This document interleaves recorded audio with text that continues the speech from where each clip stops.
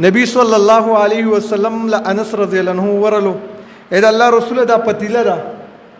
مور را لدی کې خوراک را کړی دی او تاسو باندې سلام ویلو دا تاسو له تحفه ده نبی صلی الله علیه وسلم قبول کړله چې چا وادي په خوا عادت بداو چې داسې به صفاخه کو ورله به یوړل لکه څنګه دی کړی دي زمونږ په دې اطرافو کې مخکې دا قانونو چې کله به واده نو خلکو به یو ګډ یا یو چیلې یا یو غویې به په شریکه باندې قوم والا واغېستلو ولته به وله وروړلو چې ها دا واله دا به یو تحفه هغه به قبوله کړله دا شیز نن سبا مټۍ ته راغلی دی سیرو ته راغلی دی نو دغه تحفې دي قبلولی شي بل رسول الله صلی الله علیه وسلم راته ویل چې دا اخوا کېده او دا په کار هم داسې چې مسلمان ځان داسې دردمن دغه کې چې په بل باندې خوشحالي د هغه باندې خوشحالۍ سره یو تکلیف هم دی ولې دا ولیمه کوله ولیمه یو سنت طریقه ده خو د خپل وس مطابق بیا سنت ده داسې نه چې ځان زیات په عذاب کې خو بعض ټیم د انسان وس نه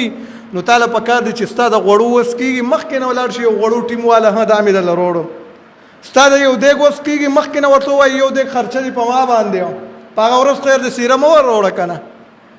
ستا د وریجو بورې وس کېږي ورله مخکې نه ورشي یاره دا یو وریجو بورې دا زما طرفه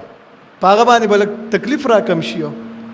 او مسلمان هم دا شانتې خوند کوي چې د یو بل سره په غم او په خوشحالۍ کې شریک یو